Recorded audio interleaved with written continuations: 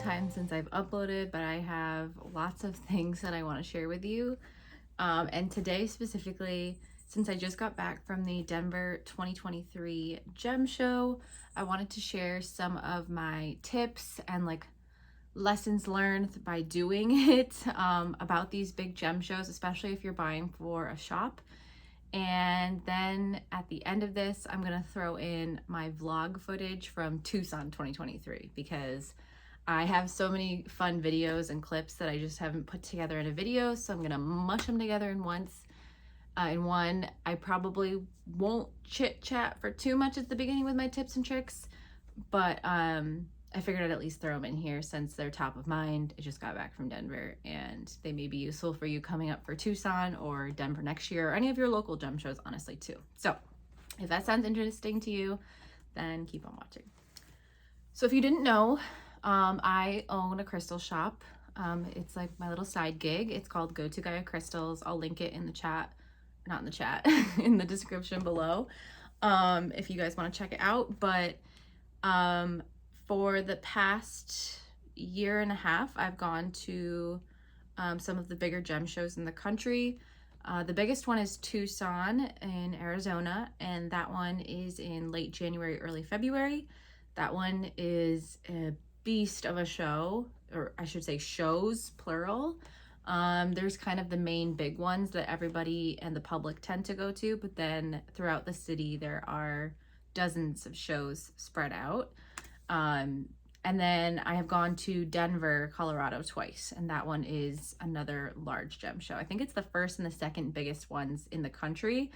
Tucson may even be the biggest in the world. If I'm wrong, someone can fact check me on that, but going to those, I have learned a lot about like things you should keep in your bag, things to look out for, and like kind of my strategy going into them.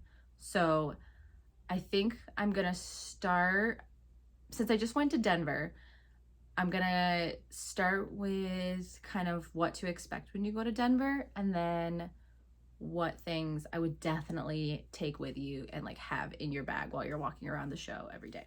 So Denver happens in early September every year. It is at the National Western Complex, the main show is, and there are several different buildings and then tons of tents outside. The buildings have like different compartments to them, and then some have multiple stories. The tents are spread out everywhere, and then there's also a couple other like convention centers that have vendors as well. So there's websites for both of these shows, both in Tucson and in Denver, that give you like maps and vendor lists. So I definitely recommend checking those out before you go to any of these shows. If any of your regular vendors are there, check out where they are. Go and meet up with them, let them put a face to the name of who they're chatting with like all the time on the phone, and definitely look through their inventory in person because you will find some goodies that you may not have just, you know, like shopping via Instagram DM. So things you're definitely gonna want to take with you. One, a crap ton of business cards. You should be giving one to like every vendor that you buy with. A lot of them will ask for one to like staple to your receipt. And if you meet anyone out at dinner that asks like, oh, what are you doing in Denver? You know, like, oh, like I'm here for my crystal shop. And they're like, oh, do you have a business card? Like you may want to just hand them out. So definitely, I think I take around 20 to 30 and I usually run out of them every year. So definitely take a good amount. Better to have more than not enough. The second thing you're going to want is your tax resale number, either the physical paper, which is what I personally take, because sometimes I'll like hand the paper to the vendor while they're writing up my receipt so they can just write down the information they need while I'm like, you know, doing something on my phone or like grabbing a drink, going to the bathroom real quick. If you have a huge order, you're, you know, getting your receipt and your order total together could take a while. So definitely have either the physical paper or a picture of it or the like actual document on your phone so that you have that tax resale number like ready to hand out. Most vendors there will ask for that just because if they're not charging you tax, they need to have like your information to kind of report that. Some will not ask for it, either because they're like international and that doesn't really matter to them as much, or because you're doing cash, so it's not super like traceable, so they're not concerned. But like I would say 75% of vendors are going to want that number. So definitely have that ready, have that on hand.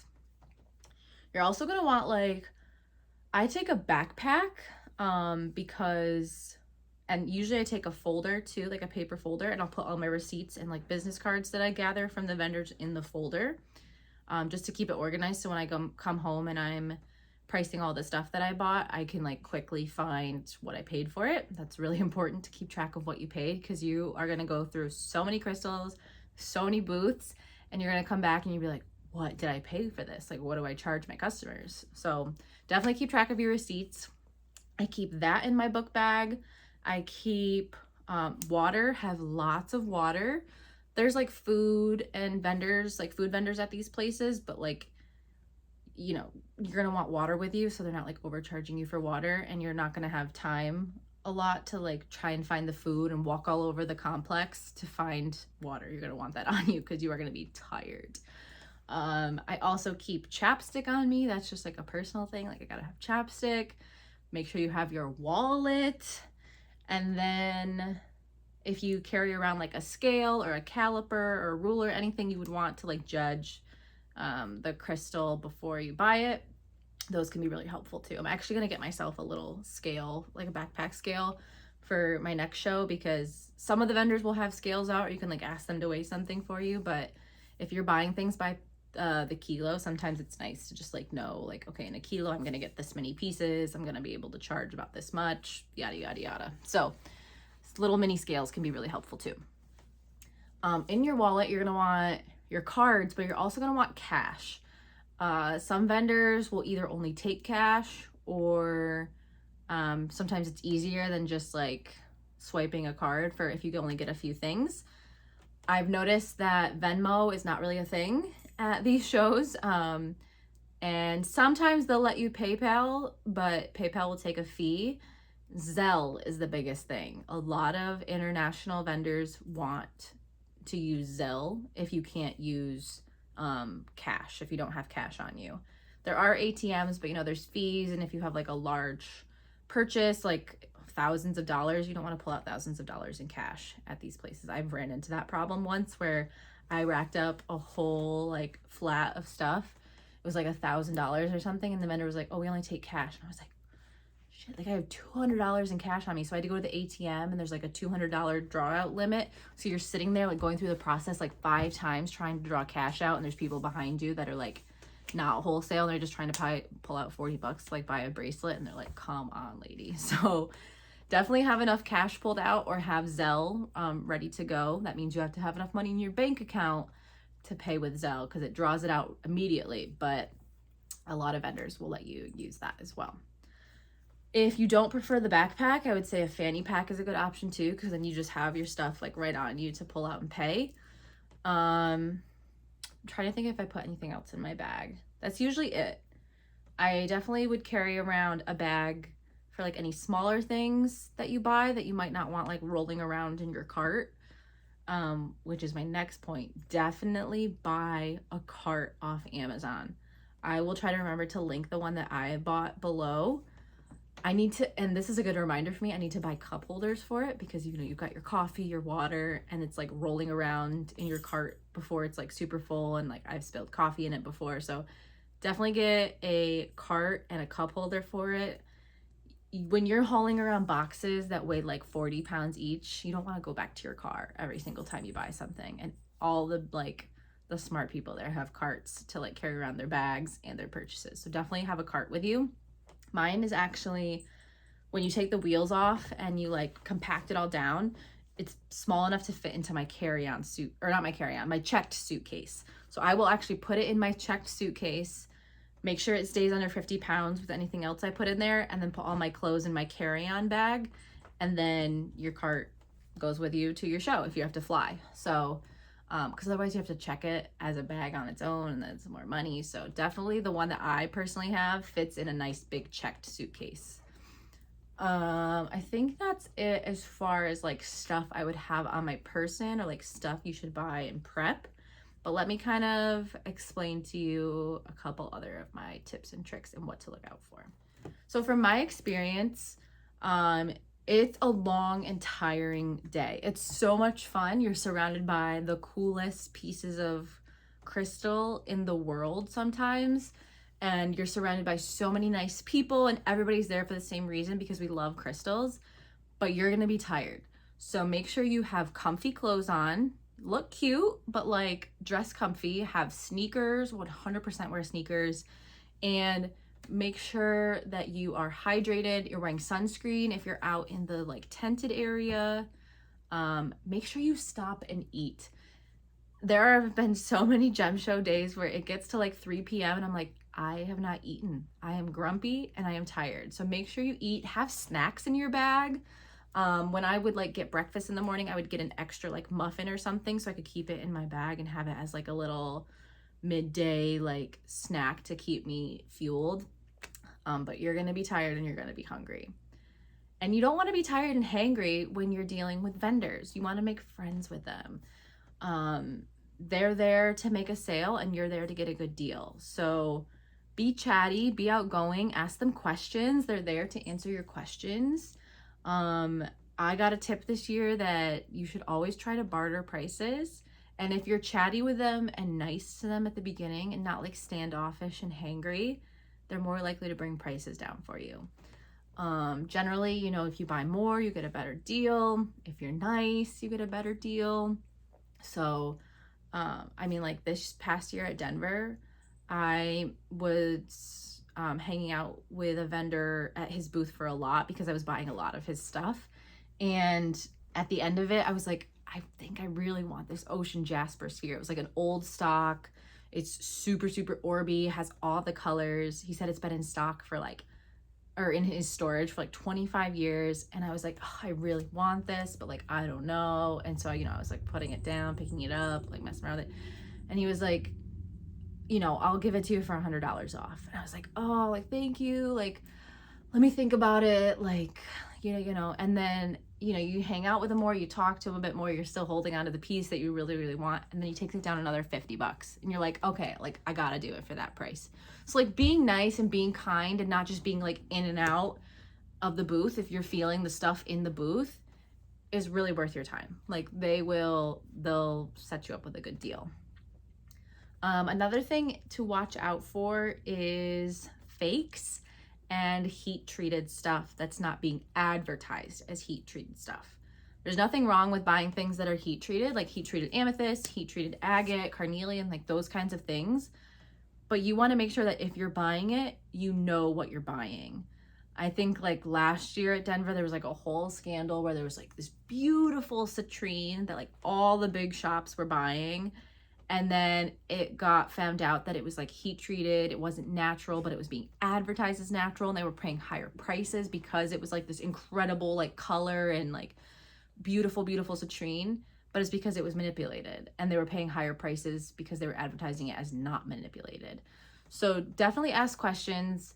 See what the vibe is of the vendor. Like look at the other things they have around them, because you really want to make sure you're getting nice quality and honest material to pass on to your customers, because they're trusting us to know what we're selling and what they are buying. So look out for heat treated items.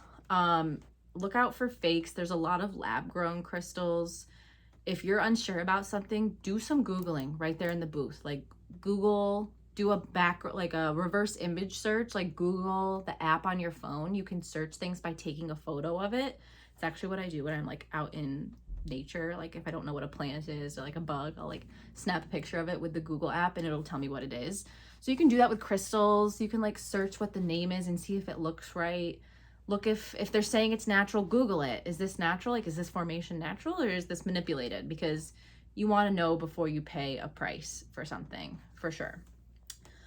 Which reminds me, like if you're doing a lot of Googling on your phone, bring a portable charger for your phone. I needed one this year and it came in very handy because I actually went live from a booth and my phone battery went like all the way down. So the portable battery came in handy because you may not be able to find an outlet and you don't want to sit still and charge your phone for like an hour. So definitely have that in your bag too for all your Googling and video taking needs.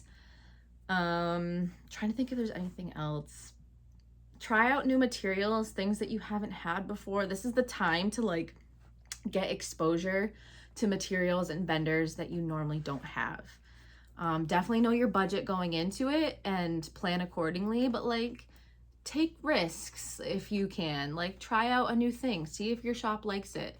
This year, my strategy going in was like, don't buy things that you can buy any other time. Get new and exciting and things that you love to pick out in person, to like find the rainbows, find the rutiles, find the cool shapes. Like that's what these shows are for, to get cool, new and exciting stuff. So that's usually my mindset going in, my strategy. You know, my trusted customers, I'll talk to them beforehand and see if they're looking out for anything specific that I can pick out for them. I've done mystery boxes before where like people who trust me and give me some hints as to what they're looking for. I put together a bundled box from them, and that was like a big hit. So there's definitely lots of things you can do to get your customers and your follower base excited about what you're out there doing. And then the last thing I would say, take lots of pictures. Take pictures, take videos. It's a whirlwind and you're going to want to remember this trip and like being at the show. You know, put together reels, put together posts, get your community excited about what you're seeing. You may like post something really cool that you wouldn't have thought to buy for the shop, and someone's like, oh my gosh, if you get that, I will like buy it right now. And then you put someone's dream crystal in their hand that they didn't even know, and you wouldn't even have thought to buy it before. So post lots, get people excited, take videos, take pictures, and meet new people. I have made some amazing connections with people at gem shows, either by knowing them through like Instagram and then finally meeting them in person, or like totally new people that I hadn't met before. Both vendors and other shoppers, and just like people who are there to shop retail. It's one of the coolest and most like high vibrational spaces being at these gem shows. It can be stressful, it can be overwhelming, it can be a lot of things, but it's what you make it. And I highly recommend going to either one of the biggies or any of your local gem shows too. There's some around me that I go to and they're like, they feel small in comparison to Tucson and Denver, but you find some really great local stuff that's like mined in your home state that's being sold at these shows that the vendors may not go to the bigger ones. So there's a hidden gem in every show. I highly recommend going if you can, whether you're shopping for yourself, like retail, or for, you know, inventory for your shop. It's a great way to network, a great way to expose yourself to new things, learn lots of stuff, and just have a really good time. So like I said, I'm gonna link my shop Instagram and website down below. If you're new and don't shop with me, send me a DM if you have any questions, whether you're a shop or just a customer looking for something specific and have questions about these shows. It is overwhelming for sure the first time you go, but if you've got little tips and tricks, it is super, super helpful. I feel like I said last thing a million times, but this one is a big one that I don't want to leave out, and that is shipping your purchases back home.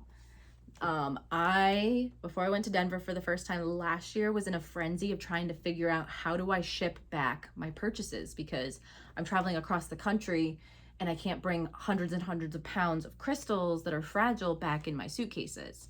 So there's kind of two options. If you have lots and lots of stuff, you can ship via UPS freight pallet, or you can decide to ship things back in smaller boxes to yourself.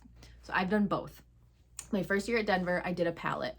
I kind of went crazy. I got a lot of stuff and it made sense to do that. So you can gather all your purchases, pack them up nice and tight in different boxes, and then you can kind of Tetris build a pallet. There's been a couple situations where the price varies on this. So you have to know what to budget, and you have to pay in cash. It can't be on a credit card from what I've experienced. So make sure you have this in your budget so you don't get to the end of the show and you're like, crap, I can't ship this stuff back to myself. Last year at Denver for me, it was a flat rate pallet. If everything was under like 1,000 pounds or something like that, it was one price. I think it was around like 400-ish, 450. In Tucson, it was still UPS, but they were like doing it by weight, I heard. I didn't do a pallet in Tucson, but I heard that it was by weight. So some people were like getting to the end of building their pallet, and then it was like big numbers, like 4 figures to ship their pallet, which is crazy because how do you work that into your pricing to make that back? The other option is you can ship via the post office or UPS separately back to yourself. So this is what I have done the past 2 shows, and I think it saved me money. So what I do is my website is a Shopify website, and what I do is I create, I pack all my stuff into boxes and I weigh them and get the dimensions and put them in as a product on my website. I'll be like, box 1, and I like have it labeled like this is what box 1 is. It weighs this much, it's this big. Box 2, and then I create orders to myself and create shipping labels for those orders of those boxes and then ship them to myself from Denver or Tucson. It's way cheaper because through Shopify you get shipping discounts, and that way you have control over what you're paying and if you want to insure the package, like that kind of stuff. This past year in Denver, I did a few flat rate boxes through USPS, and that went fine. Everything arrived safe. It was great. I got to the UPS store for some of my bigger, heavier boxes, thinking it would be the same prices that I'm used to paying on my Shopify store. And they were telling me it was like $50 to ship a box that was like a foot big. And I was like, then I know my big box over there is going to cost like $200 plus. And I was like, I can't afford that. I can't spend $600 to ship 6 boxes. So I backtracked and I made myself labels on my website and had them print them out there. And it was like $350, something like that, to ship all my boxes, UPS and USPS. So definitely have that planned out in your head. Know where you're going to go to get some shipping materials. Sam's Club, Walmart, those are good options when you're out there. If you have a rental car, you can bop around to those places and get your materials. And then pack all your goodies super, super good. I would insure your boxes in case anything arrives damaged because the shipping services are rough.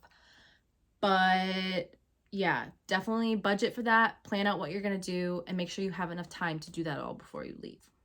Okay, now I'm for real done. If I think of anything else, I'm gonna have to make a different video because I thought I would not be talking for a long time, but I feel like it's been like 20 minutes. So now I'm gonna show you some vlog footage from Tucson 2023, this past year, the goodies I got, the things we all did while we were hanging out in the desert, and I hope you enjoy. Make sure you check out the description box for the link to my website, my shop, and some of the other items that I mentioned that are good to bring with you.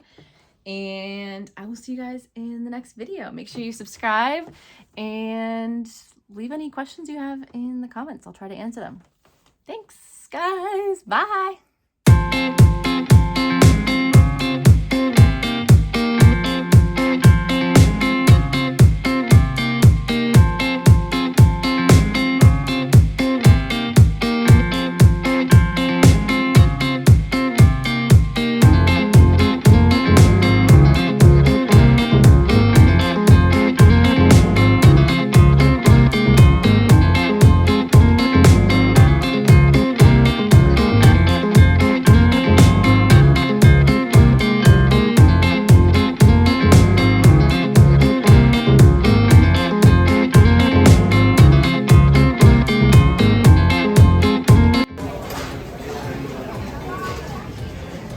Excited for your first In and Out? Oh my god, it better be fucking good. Better be. Can you smell YouTube? Sure. Made her out. Same. Made her out. It better be delicious.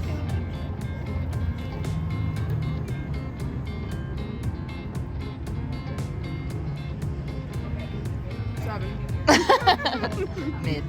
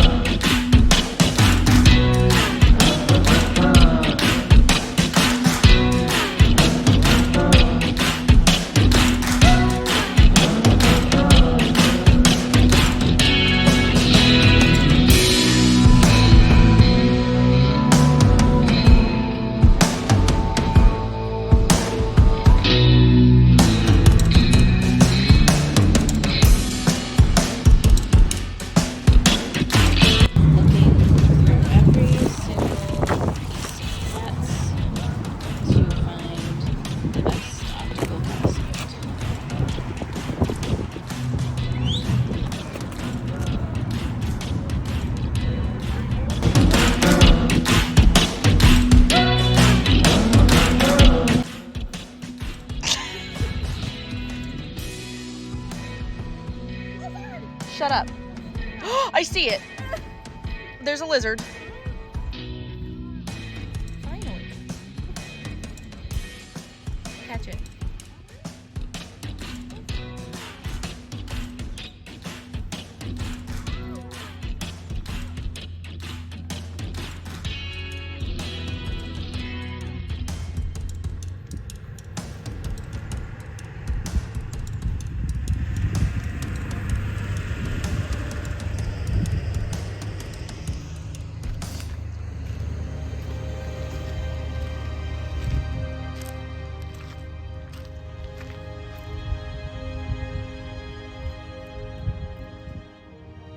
Brought my rock.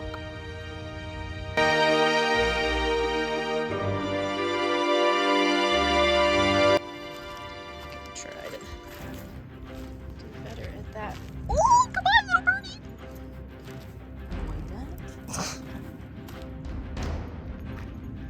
They're everywhere. They're so cute. Hello.